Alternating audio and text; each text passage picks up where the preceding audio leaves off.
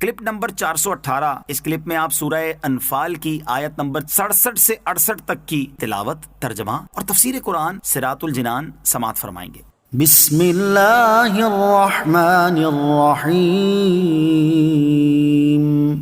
ترجمہ: اللہ کے نام سے شروع جو نہایت مہربان رحمت والا ہے۔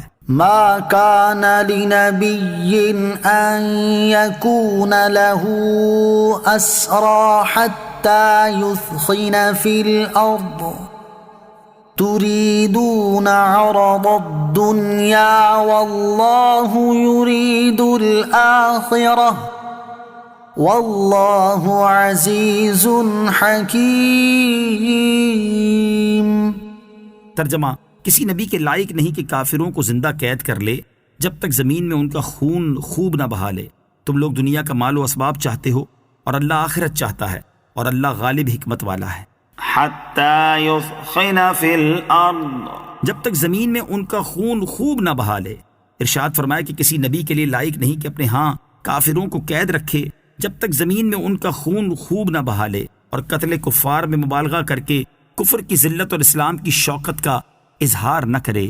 شان نزول: مسلم شریف وغیرہ کی احادیث میں ہے کہ جنگ بدر میں 70 کافر قید کر کے سید عالم علیہ الصلوۃ والسلام کی بارگاہ میں لائے گئے۔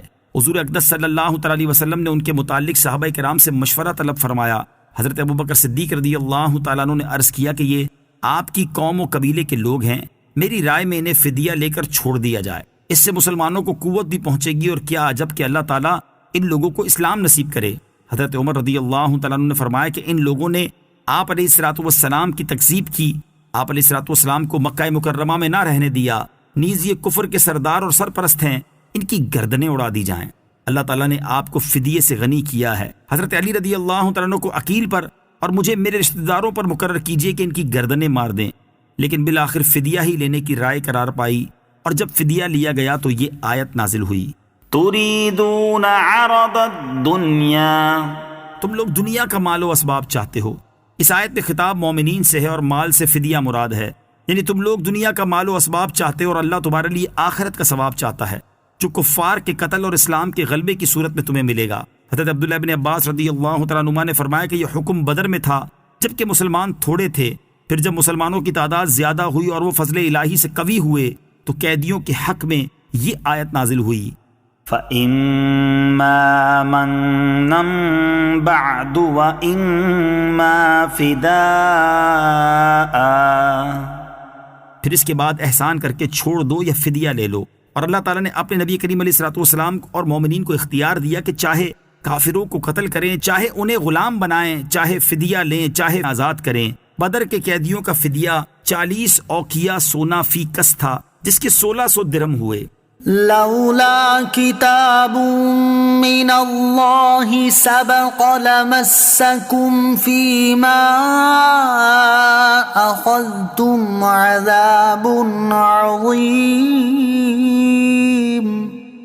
ترجمہ: اگر اللہ کی طرف سے پہلے سے ایک حکم لکھا ہوا نہ ہوتا تو اے مسلمانوں تم نے کافروں سے جو مال لیا ہے اس کے بدلے تمہیں بڑا عذاب پکڑ لیتا۔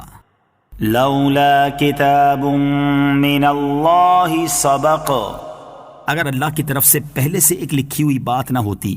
اس آیت میں کتاب من اللہ سبق کے بارے میں مفسرین نے مختلف اقوال ذکر کیے ہیں، ان میں سے 3 سماعت کیجیے۔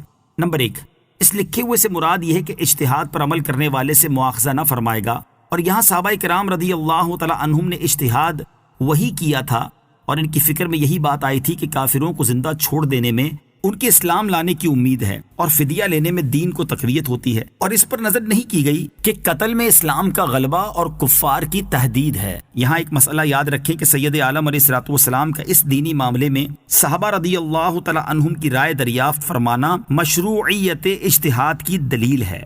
نمبر 2، یا کتاب من اللہ سبق سے وہ مراد ہے جو اس نے لوح محفوظ میں لکھا کہ اہل بدر پر عذاب نہ کیا جائے گا۔ نمبر 3، یا اس سے وہ مراد ہے جو اس نے لوح محفوظ میں لکھا کہ اللہ تعالیٰ تمہارے لیے غنیمت حلال فرمائے گا۔ یاد رہے کہ آیت کے اگلے حصے لمسکم فی ما اخذتم میں ان صحابہ کرام سے خطاب ہے جو فدیہ لینے پر راضی تھے۔ حضور اقدس علیہ الصلوۃ والسلام اس خطاب میں داخل نہیں۔